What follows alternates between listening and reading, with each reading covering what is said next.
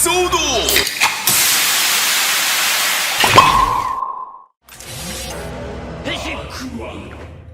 Poison.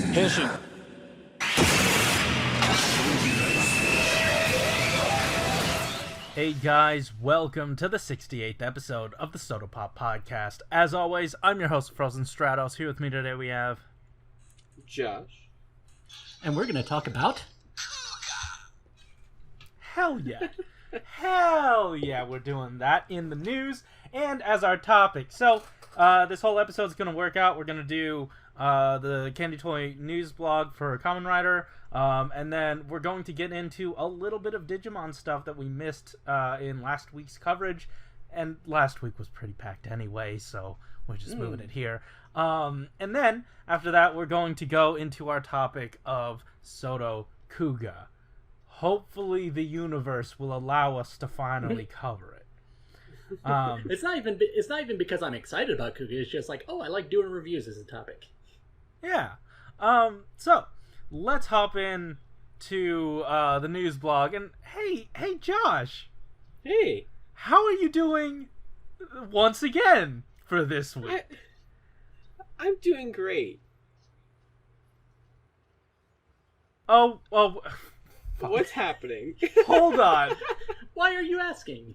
I don't know. I shouldn't have, because this isn't another Decade week. I don't know what's wrong with me. I was so confused. I'm confused too. Guys, we got Arc 1. Made it in. Ah, wow. As if it was planned. I mean, who could have possibly predicted this? Yeah, I know. This was such a curveball. I mean, right? Man, I'm still reeling. I'm like, of course we covered Decade already. I don't know why I said that. I have memories of that happening. I'm sitting here and I'm like, you know, we were on a streak with villain writers. Yeah, we were. Yeah, those are things you like. In fact, just in relation to Arc 1, I just find it funny this past week, Premium Bandai has put up pre-orders for 3 different evil henshin items. And I just find it amusing. It's Evil Week. It is Evil Week.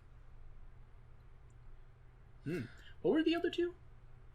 So it was the Arc Driver, and then the Yodon Changer from Kira Major, and then the Dark Zet Riser from Ultraman Z. Oh, Oh man, all of them that's got convenient. it. Yeah, all 3 were just evil repaints / evil remolds of previously released toys. But hey, that's fine. Yep. So yeah, actually, you know who's much more suited to talk about it? Malunis, why don't you get handsy with us? Give me a moment because I'm eating dinner. What?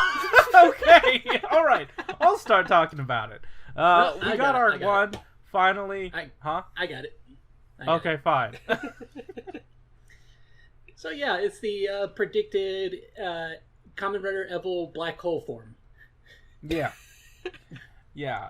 Except this time there is a black undersuit, and it's not going to ruin the entire look of the suit. Yeah, they really streamlined that. Yep. Yeah, streamlined. And I'm done. Yeah. So they did a good job with this one. I think with the same goes for Arc 0 now that I have that one all stickered up. Not much there that needs to be added in terms of stickers or paint. Looking good. Yeah. Yeah. So why don't you tell us about the whole fist situation? Yeah, we completely new hand molds, which are much more spiky looking. I thought from looking at the suit in the show, it looked like they kind of had Humagear fingers because they have these kind of blades. I don't know if you've noticed that with the design. They kind of had this sort of silver bladed look on the fingers of the Humagears. I thought that's what they did here, but in that case, it's a little bit more accurate to the Humagears. Mm-hmm. Oh, well, now's a good time to bring this part up. I have not seen it too much because I haven't actually watched the episode yet. So Yeah, don't so worry, we're not getting into big spoilers. But then again, this is going Don't to worry, come out Corey, very, just- very late. So Just take your just look at your Telebakun issue and look at the scan of it in there. that's true. I actually bought that thing. I should probably look at it. Yeah, but probably best not to, because I don't know how much it gives away. Fair. Also, some very, I don't want to say groundbreaking, but a historic landmark for SO-DO with stickers. Ooh. We've talked about this ad nauseum on this show, but stickers just don't work on PVC. It has something to do with the polymerization of the PVC plastic itself and how it just doesn't work well with stickers. But and it was tough to decipher because Google Translate is weird. From what I can tell, just because that production got pushed back for SO-DO, for everything basically due to the pandemic, they were able to stress test stickers on PVC using various cold and heat induced sort of tests. I don't know what it was. They didn't go too far into what the tests entailed, but they found that the stickers held up to the tests that they put them under. So yeah, so they just figured this time this will be the first time that they lean in on stickers on the head, or not on the head, on PVC, because the head is made out of PVC just because that horn needed to be done that way. Like it's sort of crooked and stuff and it sticks out. So they needed to do, It might break, is what they said, basically. Oh, yeah, pretty much. And then also, like they did with, or something that they mentioned that they did with Arc Zero was that they painted and put stickers on here. So about that, now that I have it in hand, they did not paint it and then put a sticker over it. I think we might have gotten something wrong there. I think it might have been the same thing as another 01 where they're like, we tried painting it, but it didn't look good. Oh, really? That's okay. Oh, so we got something wrong. Oh dear. I was about to say, it's okay, that will happen. Yeah, no, it certainly does, yeah. but we should probably take strides to correct that. Yeah, look forward to that in the review. Yeah, you know what? Just on the site or on Twitter, I'm gonna be going through and like making some corrections and stuff. So that's I feel like we've piled up enough where we could probably do a thread of stuff that we need to fix. But yeah, I'm betting this probably threw you off when you were looking at the text where they said sticking stickers on PVC is NG. No good. Yeah, that's what it was, because I was looking at did they really just toss out some sling there? I don't know. Yeah, that is. It's not the polymerization of PVC. It's the plasticizer of the PVC. Okay. Okay, the thing that makes it change from solid to liquid that's poured into mold. So the thing that makes it squishy is why they can't use stickers. The stickers, that makes sense. Let's see. Since the sealant is easily peeled off due to the influence of the plasticizer, sticking the sealant onto PVC is basically no good for SO-DO. Okay. Right. Yeah, I saw this text and I definitely mentioned it to you in the Discord saying, hey, I don't know if you're still doing the Twitter thread, but there's some interesting stuff here, it looks like, about stickers and PVC. I saw that after the fact and I was like, oh hell yeah, I didn't miss something this time. Oh. So yeah. Let's see. Yeah, I mean, like, the tests that they did, they weren't about this figure at all in terms of, like, PVC with stickers. They just ran those tests because they had time. Look at that. SO-DO, even when there's an entire pandemic, they do extra work. These guys do extra work. They care. They work so hard. They ran tests and it worked. But they still say... Oh, they gave a brief summary. A seal is required for the character's design, specifically the left eye. I happen to have a little time to do the tests tenaciously. I miraculously passed the tests, although it is difficult to peel off mass-produced products. Please be assured that we are processing. I don't know what that means. There are a lot of unknowns here, and I can't wait until you get to this with Tokusatsu Network. Yeah. Let's see. Yeah. I'm looking at... I think I am at where you're at now. It just comes out to, however, mass-produced products are treated so as to not come off easily. Please be assured. Okay, so they're letting you know, hey, don't worry, these stickers would be better than the ones we're using. Oh, what do you mean? Like, are they better stickers? You remember when I told you when I dropped in the Discord that high quality image of Hopping Kangaroo? I did not. Where we, I'm sure you remember the travesty on his hand. Oh, yes. Yeah, let me. Okay. Yeah, I'm just popping this in here, just for both of you. Yeah. Yeah, it's Televi-kun shared that on Twitter, and I just thought, wow, that's a really good high-quality look at the figure in a prototype stage. For those of you that can't see it, which are most people viewing this episode on any platform, the sticker is absolutely just sort of peeling off of the hand part, the glove hand piece of Hopping Kangaroo, and it looks bad. I'm sure all of you have seen. Once again, we've covered that ad nauseum. Anytime we look at some pretty images. And I think you and I, when I first shared that in the Discord, I think you and I both kind of realized, oh, there's like a prototype version of stickers here, where it's kind of got this weird dot design on it. I mean, is that prototype?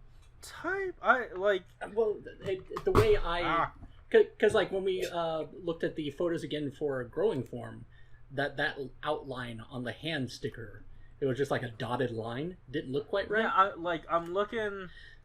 The way that I just remembered I didn't sticker any of my Kuuga yet either. That's okay.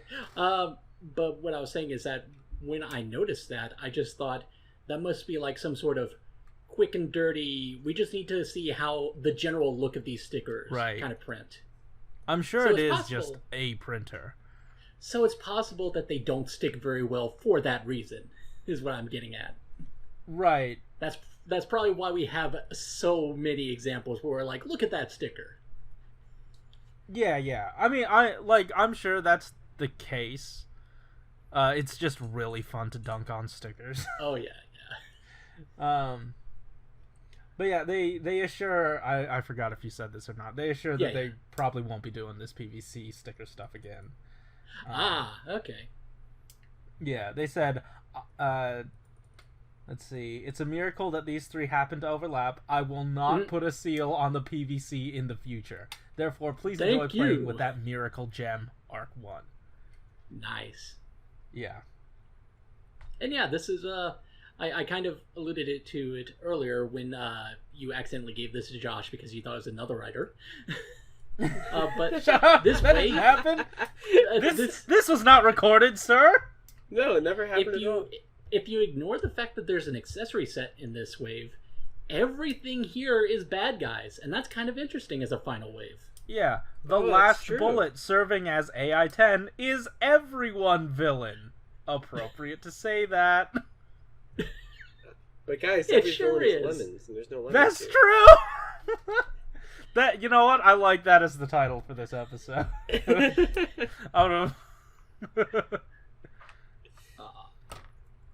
Just Duke. Keep talking. Just Duke. Yeah. All so, right. do you want to again talk about Kuuga, a series you've never watched, Corey? Sure, I'll definitely fumble through this. I'll have a good time doing it because there are some interesting items in here. Once again, there's tons of paint on this dude. This guy's ultimate form, ultimate Kuuga. So the special thing with this guy is that, just like with Rising, Amazing Mighty. He's got the gold trim, but this time it's like a millimeter thick paint app. So it was a tough thing for them to get right. But they went back and forth with the factory, which I assume, they didn't say anything about it other than they went back and forth, but I assume it is just sort of like tweaking it each time to make sure they hone in on a good method for paint application. And what I thought you were going to say was they went back and forth debating whether or not they use stickers instead of paint. Let's see. Has been 3-dimensionalized by fine-tuning the... Oh, wait, no. Not that part. Oh, I forgot about that part. Hold on. Let's see. The thin gold line of Ultimate Foam had a thickness of only 1 millimeter in a toy size, and it was very difficult to paint. So at first it was extremely difficult, but after adjusting with the factory, the gold line on the chest was full. It is possible to reproduce it by painting. Nice. Yeah. So it's at least within that sentence, there was not even an attempt to just consider stickers. Yeah, I guess not. I mean, there are stickers, and let me tell you about them, because they made sure to mention that the stickers that they used, they made sure to, like, this one specifically, they paint matched so well, apparently. So I'm looking forward. They do look really good. Yeah, I mean, like, they also have, like, extra black portions to the stickers. That's, just how stickers do sometimes. Right. But the gold, that was specifically made, like, they specifically tuned the gold to make sure it looked like the paint.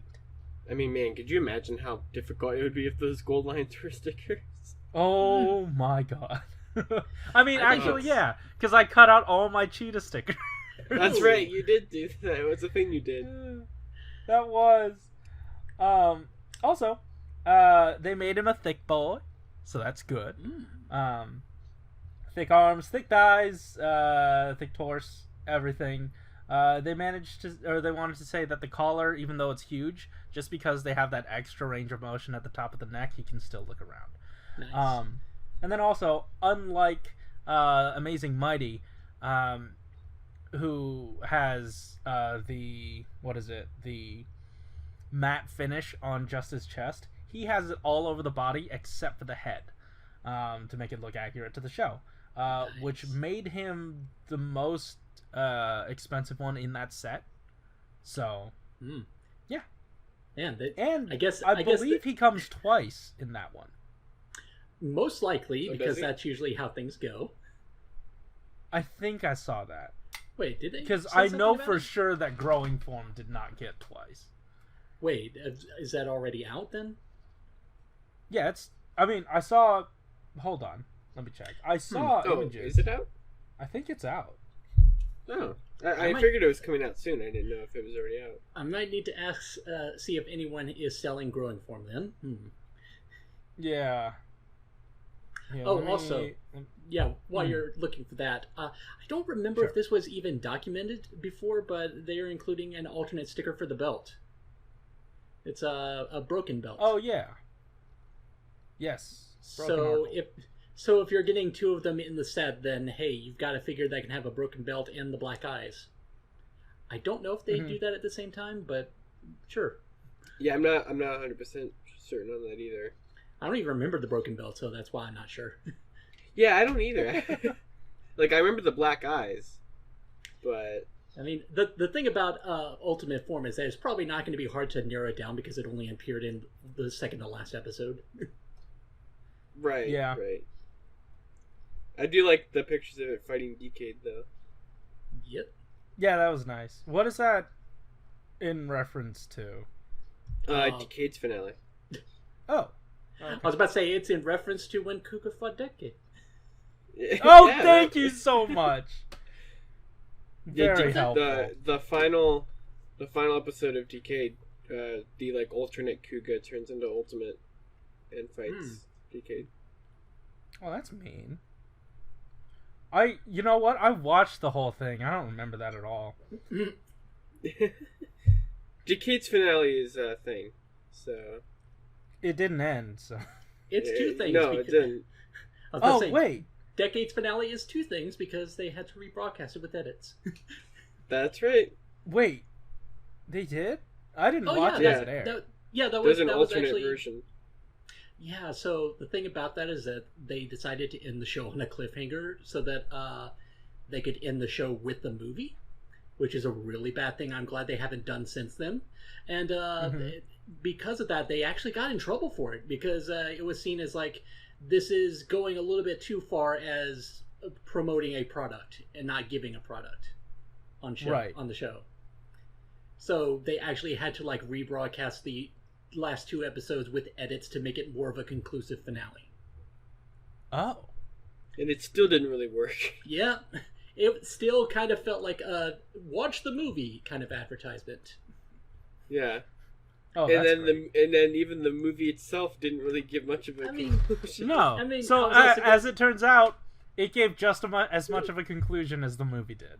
Decade has no Decade story. and Geo is a better conclusion for Decade than Decade was.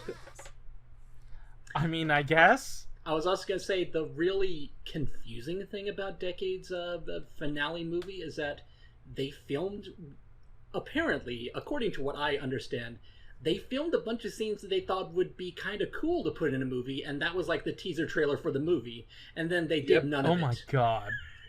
Oh my god. God. The teaser trailer for that movie is absolutely hilarious. Because, like, there's so many scenes in it that just never happened in the movie. And you're wondering what would have happened. Like, you want to see them, but you never got to see them. Wasn't there one What where was it the like movie Decade... that was advertised, guys? Hello? I'm trying to remember. Was there one shot where it was Decade fighting another Decade? Not the Geo Yes. monster. Yeah, that happened. What? There was a shot of, like, two Decades fighting, which that never happened. There was, like, some shot with... I can't remember all of them, but yeah, there was a ton of shots that just never happened. Now that we're talking about this, I guess people? I guess it's not surprising that they got in trouble for this. Now we're talking about this. Yeah, Yeah. because if I remember correctly, that trailer was played like right after the. Mm. I think it was right after the original finale. I mean, Yep. that would make sense. Wow. And then the movie that they were promoting was the Double and Decade movie.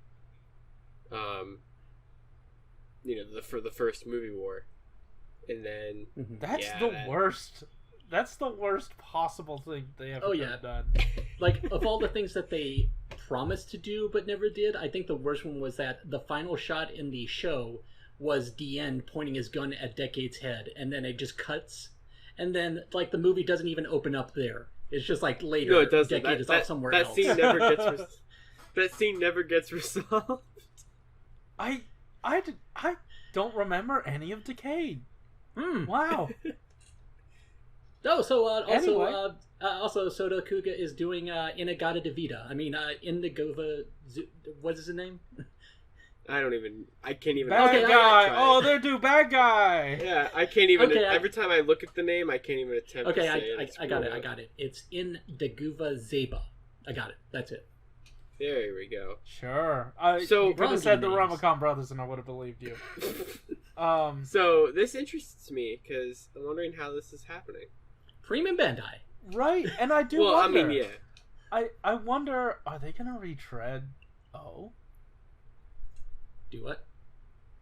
What? retread O, like Shodo O, Oh, and then do that guy again.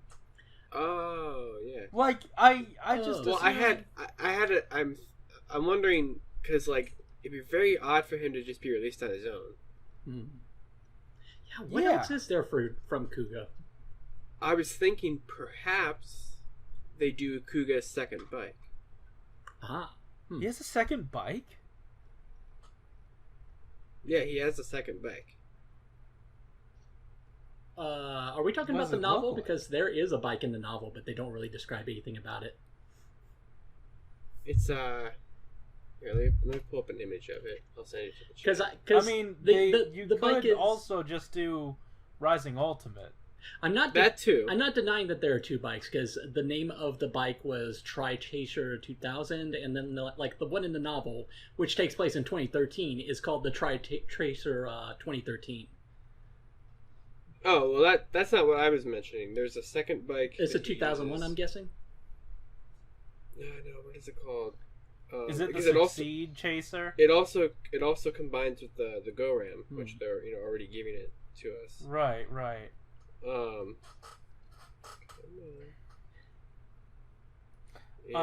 But yeah, I did. While you're looking for that, I did find it's the Beat Chaser 2000. Oh, Beat Chaser 2000. Oh, there is a second thing. Yeah. Okay. Yeah, I was sending a photo of it now. Okay. I also sent the image of the wave layout for Kuuga, and it is doubles of everything except for growing. Oh, of course it is. Yeah, the one that you would need 3 of. Oh, wow. What is that? When is it from?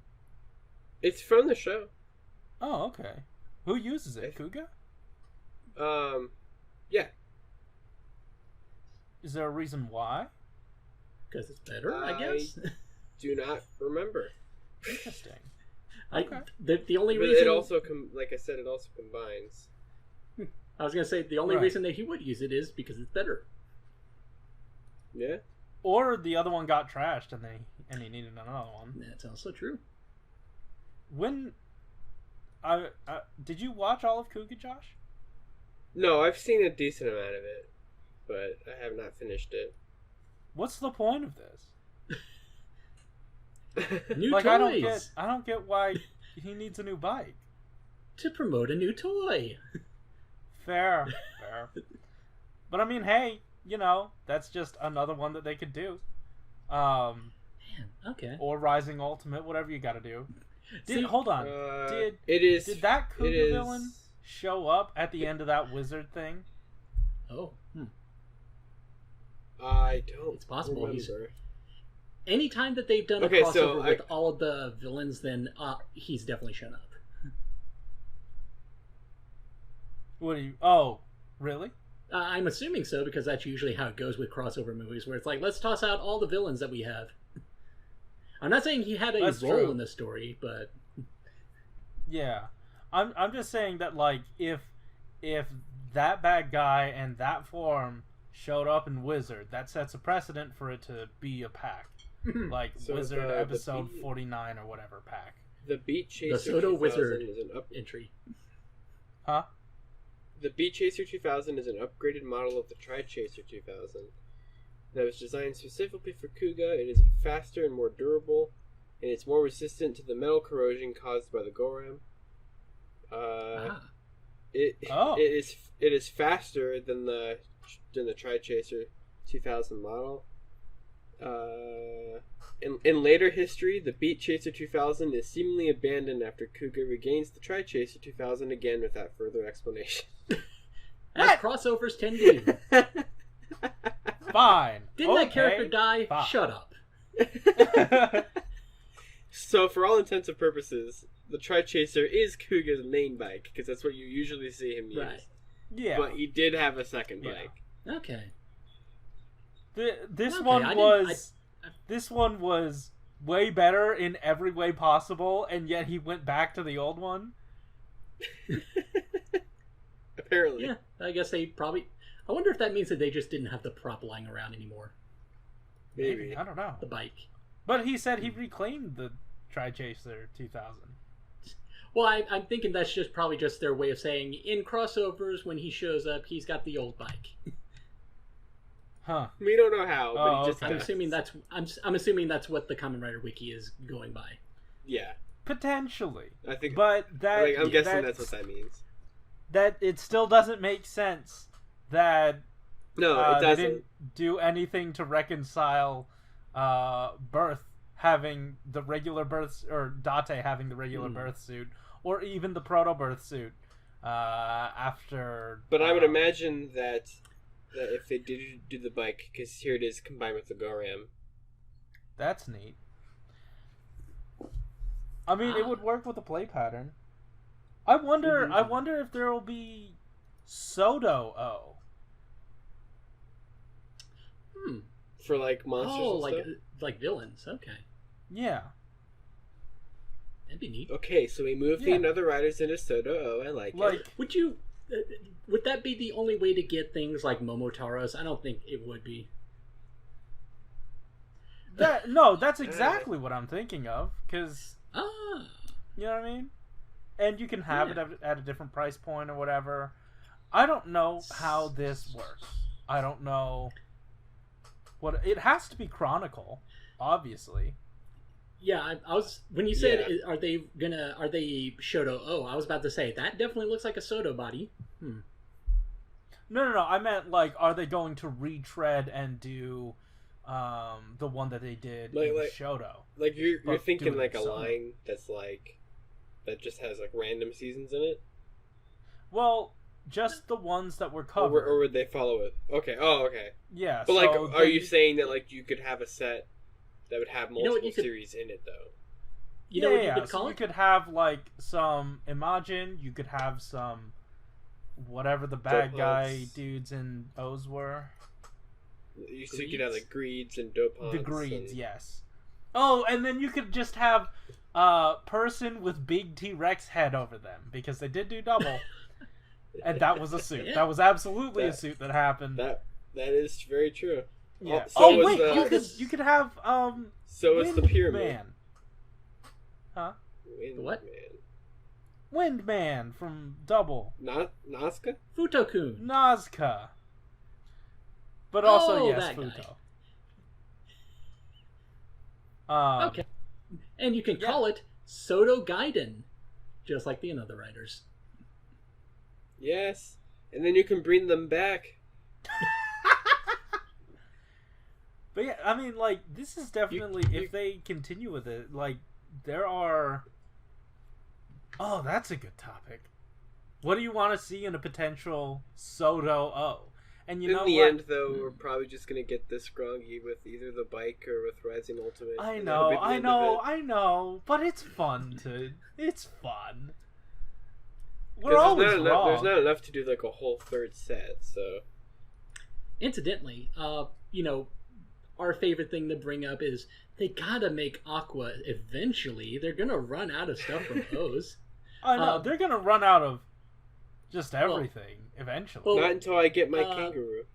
In our own Discord, Dresden Nova actually brought up how they should do a set that's just like Aqua, Poseidon, and Monster Form Ankh. I think he meant Monster Form Ankh. Just like that made me realize, oh yeah, that's how you sell it. You put Ankh up front. Yeah. I mean, if that's what it takes. Yeah, I guess you do have to put it with something. Yeah, because I was gonna say it's basically a Trojan horse. It's like you're technically getting it for Ankh, but secretly there's these other two guys who need figures. Very true. Sure. I mean, say, are you really conflicted about this? Like, if you do that, it starts the greed. In both ways, it starts the greed in me and the greed figures. Yes, if they half-ass it again, if they go through and do half of them, and then not even finish the other ones, then that's what you won't get. I think there's a pretty good... I think that the Greed have a really good structure for SO-DO, just because they have to swap out their parts all the time. Yeah. That's fair, yeah. SO-DO Greed, let's do it. Yeah. Oh, and also... you could potentially put that armor on regular, SODO-O's figures and have yourself pretend SIC Kiwami Tamashi O's. Oh, that would look cool. Right? Wait, what? Like, if you took the pieces, if they made a SODO... Oh, I see what you're saying. Yes. Right?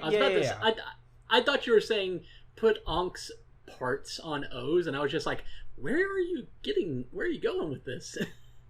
Kamen Rider Ankh? I'm into it. That's fair. I'm into that. Oh, one last thing that's probably not relevant to us as importers, but still kind of neat. It looks like Premium Bandai is going to have some... they made it sound like it's restocking SODO 01 stuff on Premium Bandai. Oh, that's why they had those back there. Yeah, they made a point of saying... all the old sets? It looks like it. I don't know why they would be announcing it otherwise. But yeah. they made a point of saying, in case you didn't know...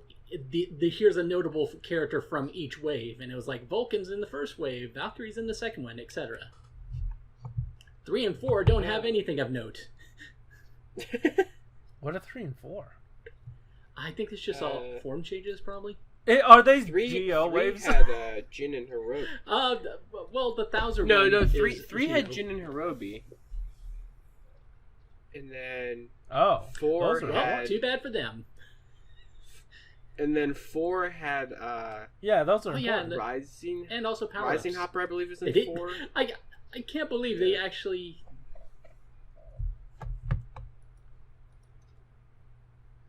Oh my god, they actually ignored Metal Cluster Hopper entirely and just said, hey, Trilobite My Gear's in the Wave 6. Yeah, they did. Wait, so they're restocking all of them, and they just said, hey, important stuff. Yeah, I think so. Oh, okay. It looked like it was like, for people who haven't been collecting, these are where you can find this character and this character. Oh, okay. Neat.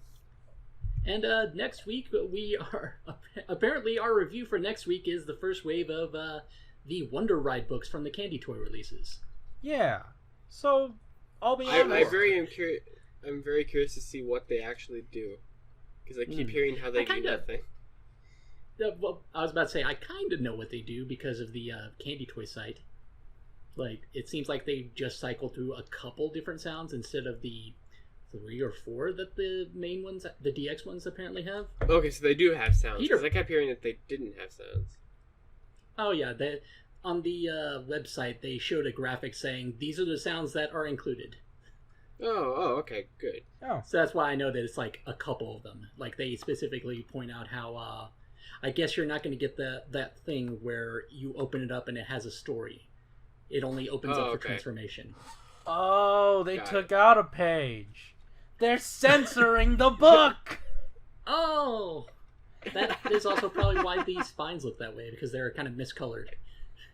Oh, they are? Yeah, it's like, the DX ones, they're completely black, but here it's like partially matching the cover. Interesting, okay. Okay, that makes sense. All right. Early on, some people were thinking that was like a distinction that they were making for different types of books, but nope. I included the image in the chat. Yeah. Okay. Yeah, because it's we kind of know how the books work now, kind of, because the Peter whatever the heck Fantasista. That's it. That one's out now. So. I forget what language it is, but Fantasista is basically Fantasia. I figured that. That makes sense. I mean, then what does Fantasia even mean? You can't. I could just say Bill is Fred in Japanese. That doesn't mean anything to anyone.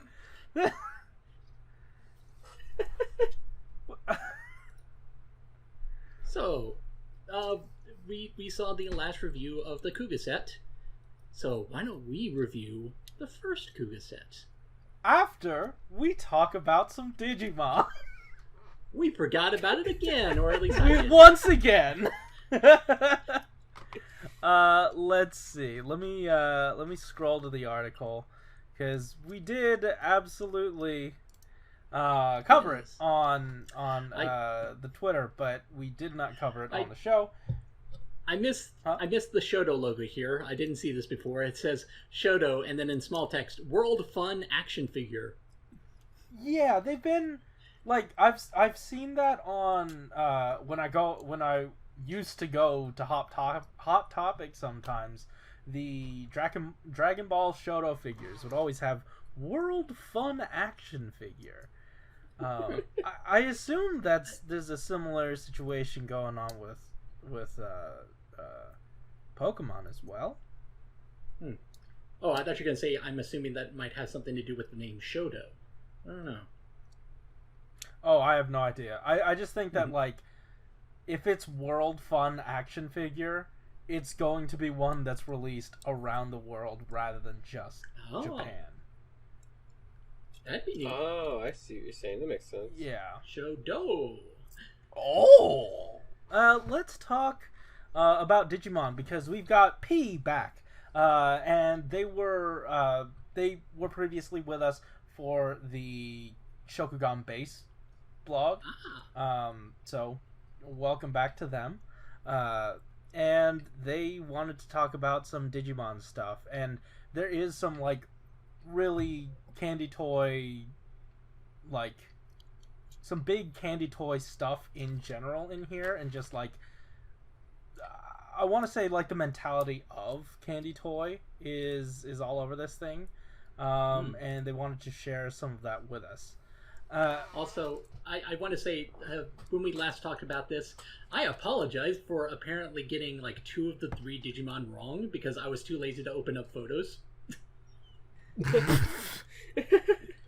I'm pretty sure when we were talking about War Greymon in here, I thought I heard you say Where Garurumon, which is something completely different.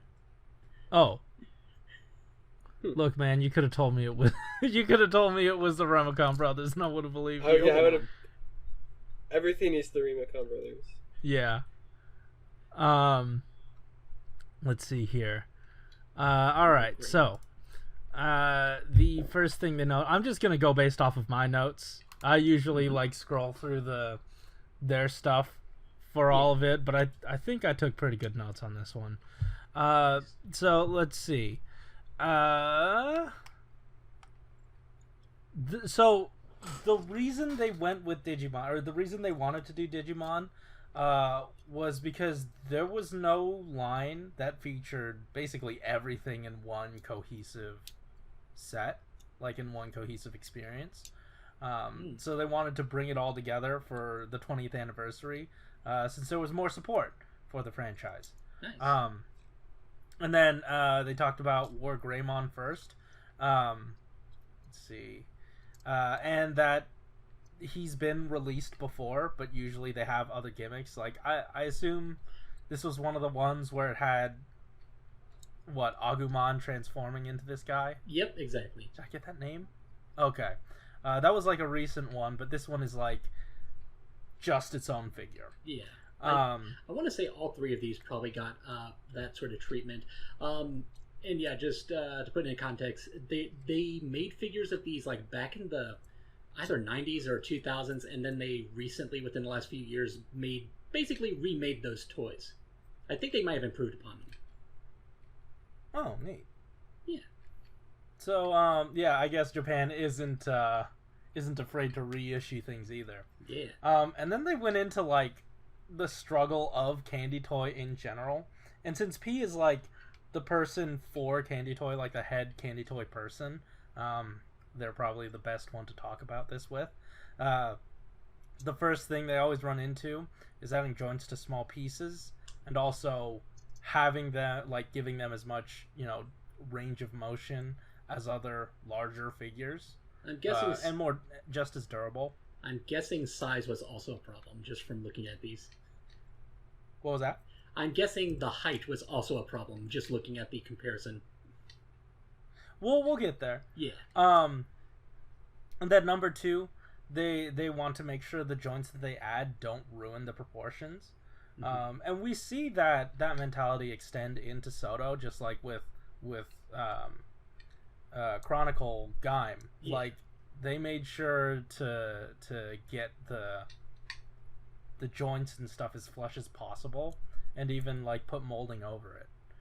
And then 3, getting the price down to something affordable. So those are like the main struggles of Candy Toy that they just wanted to highlight. So that was really neat to have that, like that those 3 tenets are like at the forefront of their mind.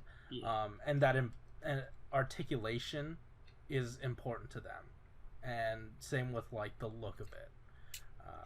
At such a small scale and an affordable price, like usually out of those 3 things, you have to compromise on one. It's just like that one thing of like, you can only have 2 of these things, never 3 at once, or whatever. It was like, sleep, a social life, and good grades or whatever for high school or for college or school or whatever. Joke's on you, I don't have any of those things.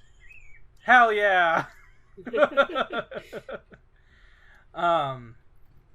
Let's see. So War Greymon, he's got that 2-tone situation going on. He's got the gloss on the armor and a matte finish on the body, and the body as well has like these veins all popping out of it. This dude's jacked, man. This dude's huge jacked, man. This is kind of like the equivalent of a rider power-up, basically. Please explain to me how the veins are like rider power. Like the design in general. Sure. Okay. Just bring it into context. I'll go with it. Oh, okay. And then Sharp Claws. He has big Sharp Claws. Angel Woman. This one was a strange thing to sort of like read from the blog. I wasn't quite sure, so I'm just gonna read what they put right here. We were particular about reproducing the figure because it is the female character that is the closest to human in the partner Digimon. Yep. I mean, yeah, those are all factual statements. I don't know why you'd need to pay as close attention. It also says it is shaped so that it approaches the image of the anime. Such a waste. I was about to say, yeah, I guess yes. It does make sense to pay attention to the proportions if it's something that's supposed to be human. Right. It just says, like, the female character that is closest to the human in the partner Digimon. Like, I'm assuming that they're just would they not have paid attention if it was a dude? Like, well, I don't understand the point of, like, I don't think, specifically saying... I don't think that gender was a factor in that sentence. I think they were just saying, this one looks especially human, so if we mess up the proportions, then it's going to look a little uncanny. That's true. That's fair. Another neat thing about this is that the scarf is just a separate piece, and it is squishy, so pose it around as you would like. Yeah.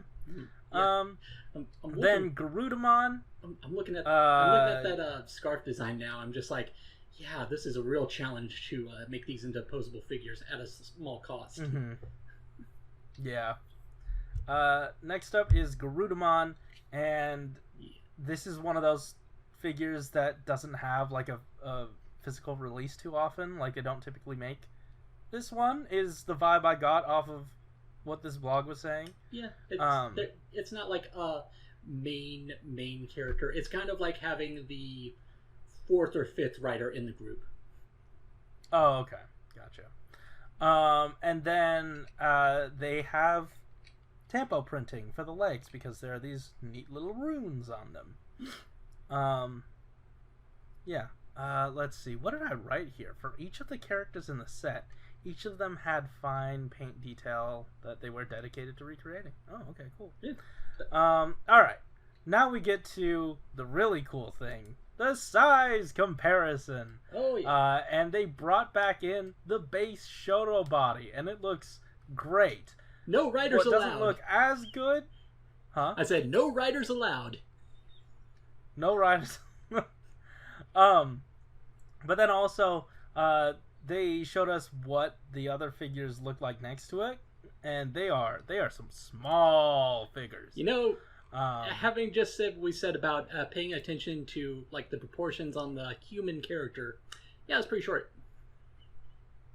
Yeah.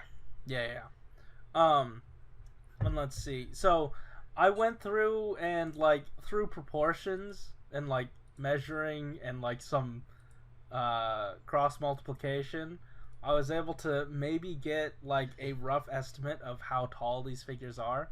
So War Greymon is 88.1 millimeters or 3.47 inches, so like almost 3.5 inches. Angel Woman and this is up to the 2 spikes on his head. This measurement for Angel Woman goes up to the winglets on her ears.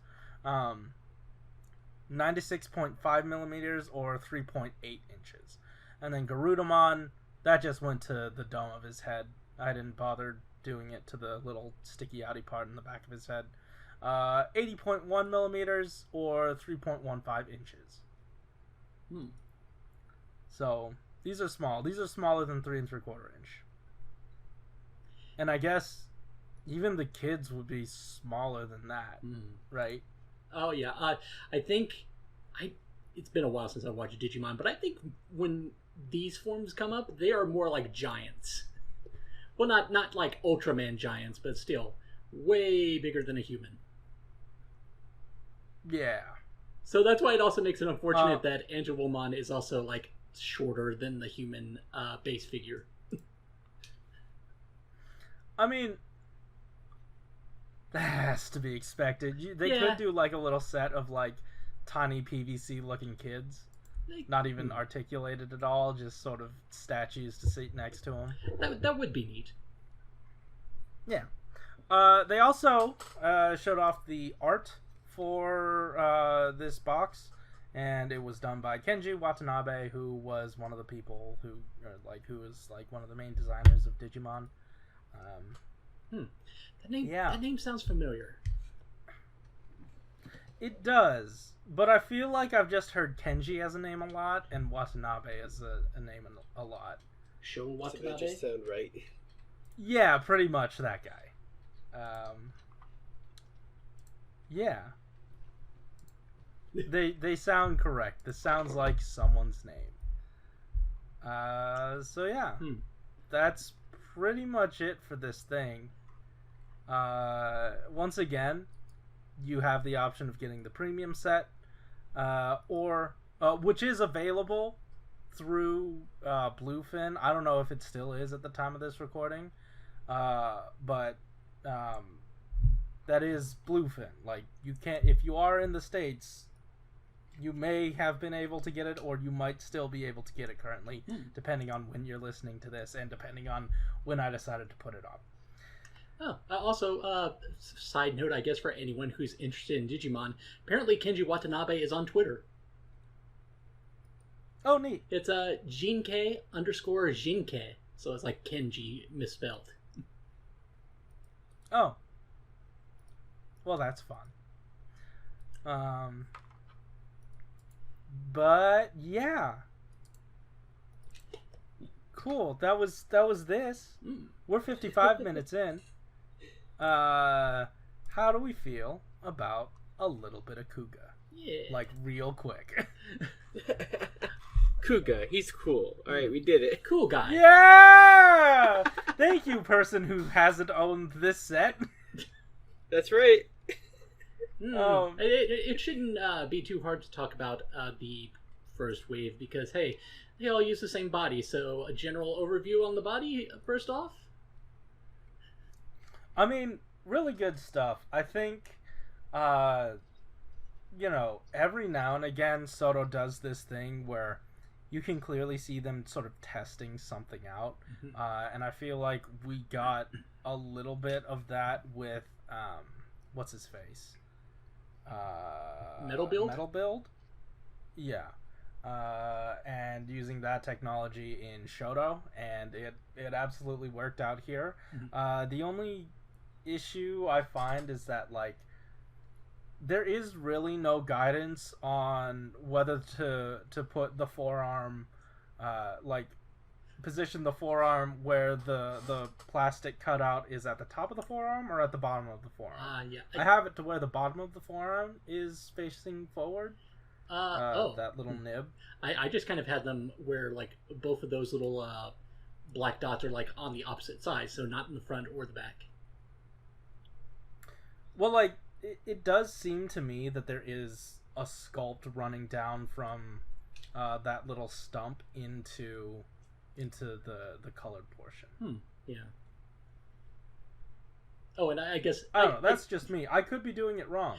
I also like will just say for some quick context. The thing we're talking about with Metal Build and Kuuga is that they made swappable forearms, which is a first for SO-DO. Yeah. And it has such small parts that I am kind of impressed that they were able to do it with Metal Build. Mm-hmm.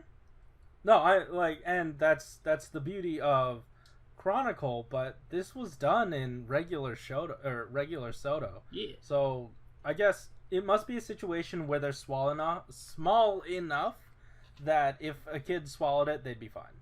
Yeah. I guess the other notable thing about this Kuuga set is the amount of paint, because most of the stickers are just like on the hands and on the ankles. And the belt. Like, I feel like the belt, if they painted that silver, just some silver color, I feel like an out-of-box experience without the stickers is very valid. Yeah. Like, that's the only one that I feel like, would need that. It's also like, man, this kind of sucks that the belt has this big of a sticker that's wrapping around it, because you would kind of want to swap out the belt for, like, Decade. Yeah, and this kind of this kind of encourages me to keep the belt on. Mm-hmm. Yeah. Yeah, I mean, like the that crotch is like specifically molded to that belt. Mm-hmm. Mostly because I mean, it is a very particular belt. Yeah. The belt strap on the front has like detailing molded into it. Mm-hmm. And then also, I did have a note about Titanform, and Titanform is largely the reason why I've stayed away from my Kuuga figures as long as I have. Because I haven't really touched them too much. And it's like not too big of an issue, but like out of package, that silver paint rubbed off on the shoulder armor. Oh. And it happened to the back part of, I think, the right armor. And the pieces are the same. Like, the shoulders are the exact same pieces. Each sandwich half. Right? Right. And only the fronts are painted the purple. So what I'm waiting for is to get another Titanform and just pry them apart. Like, pry the shoulders apart and get the other Kuuga and have two fully painted purple sides. Ooh. To the to that. So that's basically why I haven't touched any of my Kuuga stuff. Like, right. I'm still a little irked that happened to the paint. I've also got to say, so I kind of want to rectify that. I gotta say, obviously for 01 they upgraded to this particular display stand, because the old one was just getting up there in age, and it was just I think they might have said something about how the mold was breaking, but regardless, when it came to O's, it didn't feel like it was super necessary to have all those places for hands. Here for Kuuga, every figure takes up every hole for the hands. Yeah, pretty much. And I love it.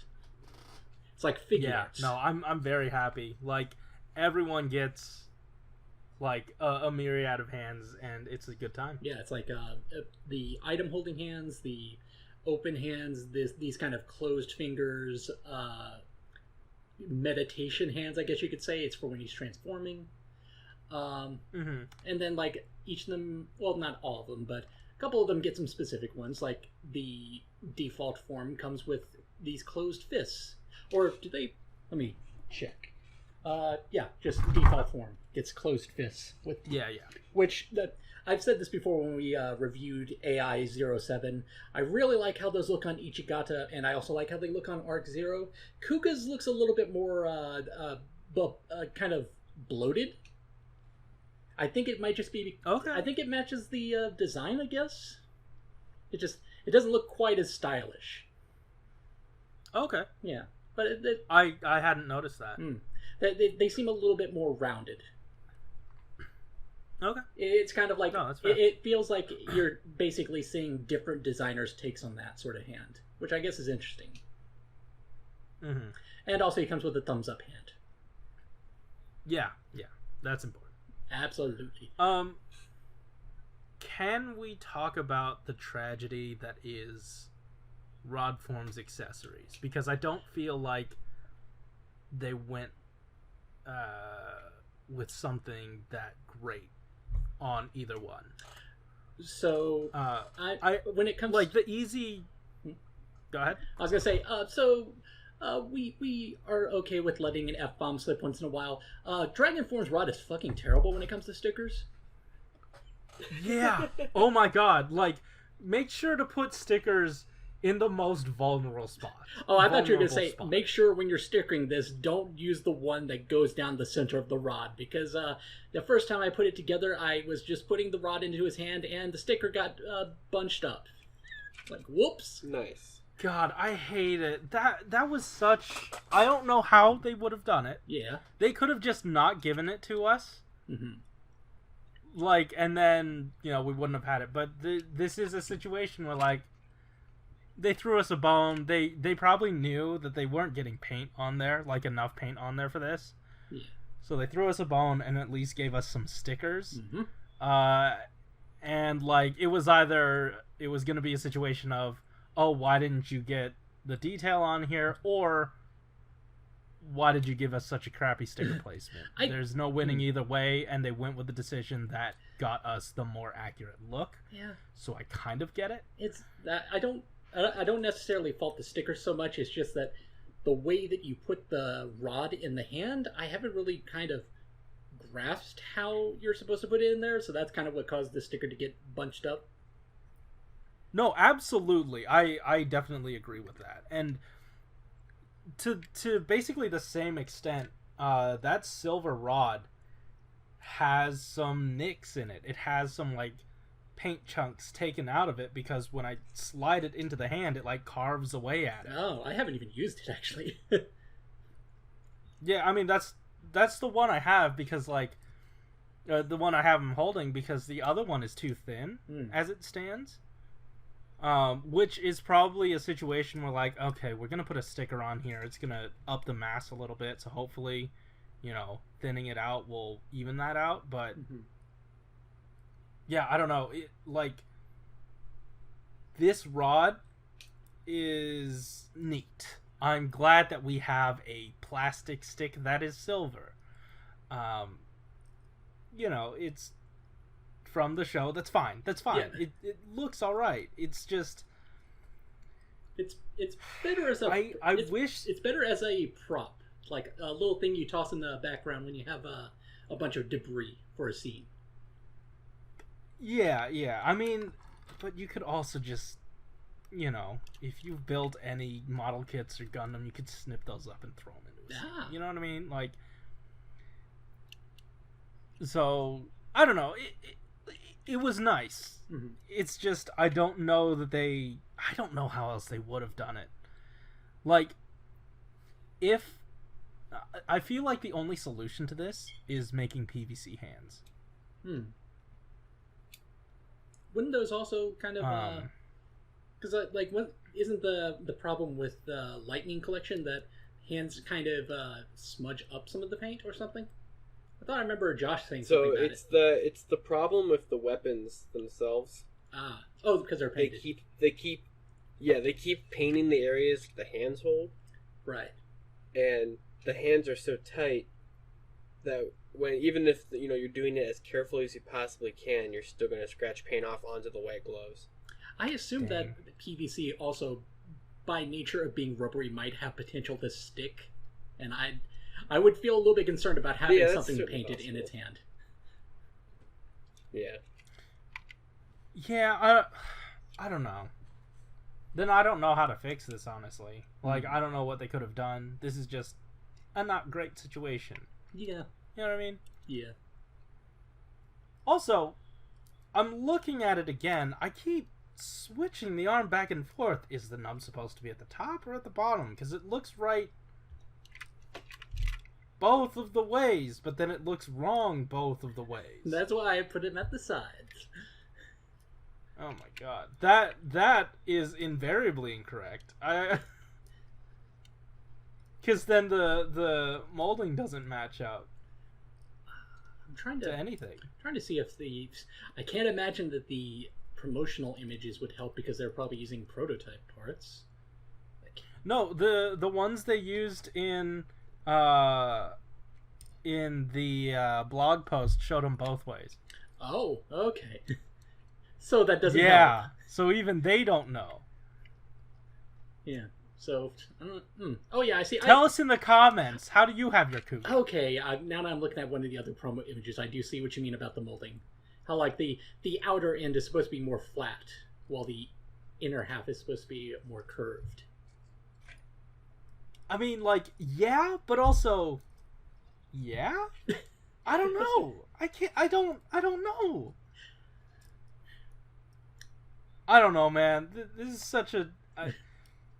it's such a strange thing for them not to have, like, given us some direction on.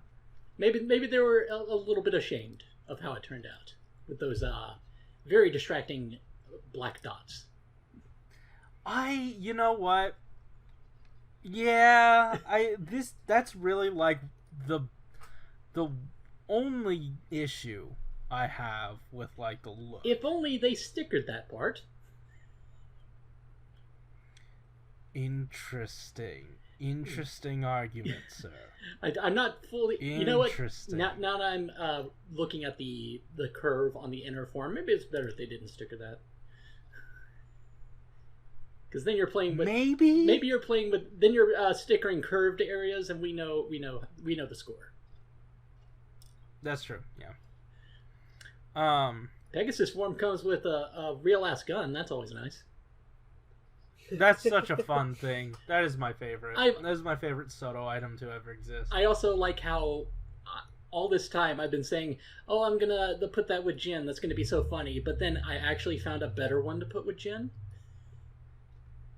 It was I don't know if you guys really know about this site, but there's this site called Brick Warriors. It's basically a site with a bunch of custom Lego stuff. That it's not 3D printed. Cool. It feels like real Lego plastic. Nice. And they have some. The main thing that you would want from a place like this is things that Lego normally would make, such as realistic weapons. So there's just like a gun that's close enough to the one that Jin had. Okay, yeah, that's neat. Yeah, it's his pointing gun. Hmm. Just like how Hirobi has his pointing katana. Yeah. They never actually hurt people with them. No. It's like the Ninja Turtles. Except for the one time he unloaded an entire clip into a Humagear's head. Oh, yeah. Yeah, I still need to recreate that scene. I've got the figures for it now. You do, That's yeah. true. I guess next we can talk about Titanform. I was going to see if I can bring up the link for the gun. But Titanform, that's my favorite one. It's got a big-ass sword. I like it. It's got everything, well, outside of the paint stuff. Yeah. It's got some of my favorite stuff that SO-DO does. It's the top and bottom half sort of weapon situation. Big sword, big sword, big. Since you haven't stickered it, I'm just going to tell you right now, don't even bother with the sticker on the bottom of the hilt, because that thing is also a travesty. What happened? What happened to yours? So it's another case where it's a sticker. I think it's on both sides, where it's a sticker that wraps around a curved surface, which is already pretty bad. And it's also a tight fit in the fist. So the first time I had to remove the sword, it's like, well, okay, half the sticker is off. or like it's pulled halfway off. It's like, oh, I kind of regret this. So I actually like I loosened the peg on mine just so it's easier to remove, but still it kind of sucks. That's fair. Sucks. That's something I'm always afraid of doing, like loosening pegs and stuff. Yeah. Because like if I carve it way too far, that's it. You're done. Oh yeah. There's no getting that material back. Oh yeah. You got to do it as little as possible each time. Yeah. Let's see. Yeah. Yeah. I don't know. Clever little trick where you put the top end in one fist and the bottom end in the other, and hey, it's like he's holding it with both hands. I actually thought that was just. Heck yeah. I thought that was just a hand option when we first saw it. Because it looks so good. Yeah. Yeah, I don't know. Like overall, this is a very successful set. Outside of like, we really honed in on the negatives, but I just really like this set a lot. No, yeah. Negatives aside, it's one of the most painted lines in SO-DO. Also, I dropped the link for the gun that I bought. I saw that. Yes. How much is this? That's like it was like $5 shipping, but it's like 85 cents right now for the gun. Oh, neat. You can save 40 cents. Yeah, that doesn't really. That's cool. It's still pretty cheap, so it's fine. Huh. Yeah. Yeah, good site. Oh my god, they have the... Sorry, this is off topic. They have the gun that they used to make Han Solo's blaster, the initial prop. Oh yeah, they've got a lot of stuff. Ooh, oh, they've got one of my favorite things. Value packs. Yeah, that was kind of how that's kind of how they suckered me into shopping from their site. Dang. This is pretty. This is some pretty stuff. Neat thing if you have any Legos that you want to kind of decorate in some fanciful armor. Or anything just 3mm compatible. Yeah. But yeah, I like I was suggesting before, SO-DO Kuuga, very good line, lots of paint. There are some notable travesties with the stickers, but apart from that, it's also worth noting that the particular travesties that we mentioned, apart from the belt, is that those are optional. It's like, right, if you don't put any stickers on this guy, most of him looks fine. Yeah. Like, basically everything, even the forearms are optional. You can figure out how you want to orient them. Except if you're incorrect like Malunis and you orient them to the sides instead of front and back. It's my headcanon. Right, great, yeah. It's his headcanon that part of his forearm gets cut off and the other part is just sort of hanging out of the... I don't know. Of course. Yeah. You know what? I'm just gonna take this shot at SHODO. Of the figures that I have, all the arm detailing, it seems like they make it so that you're supposed to have the arms curved in, kind of gorilla style. That looks weird. I don't know why. That was something I thought of recently, and I thought, when am I ever going to be able to bring this up? You know, guys, you know what sucks? Freaking gorillas. Sorry to all the gorillas that had to hear that. Yeah. Anyway, do you have anything else before we hopped off here? No, that was a solid wave. I don't. Review, solid episode. Cool. Yeah. All right. So, guys, thanks for listening. If you like this episode, hit that like button and subscribe if you want to hear more from us each week. I don't know if we're going to be recording something for the next week. I mean, we probably might. If there's enough stuff to like talk about or even a topic, we might do a fun sized or something. Just until news actually happens, because they didn't announce that they were doing any sort of SO-DO anything next week. I was about to say, yeah, they said they're just going to review some books. That's clearly nothing else is going to happen, right? Right? Oh, yeah, of course. Oh, no, they're also reviewing Converge. Oh, right.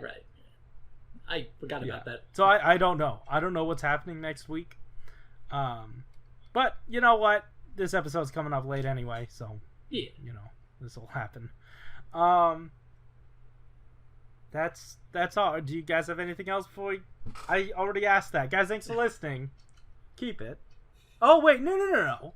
there's still links in the description down below to how you can help support the Black Lives Matter movement. Yeah. Go in there. Do that. Sign petitions. Wear a mask. Donate money. Wear a mask, Yeah, you do all of idiot. this. Do literally all of those things. And also, I don't know if this is still running. I don't know if this is still running at the time of this going up. But once again, there is the Games Done Quick event that they are doing with Doctors Without Borders. Links to those will be in the description down below as well. It's running from August 16th to the 23rd. So hopefully I can get this up around that time. And yeah. Thanks for listening. Keep it.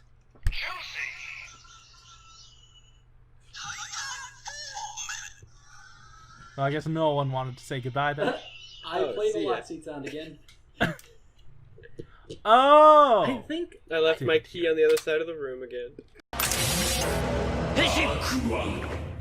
Poison.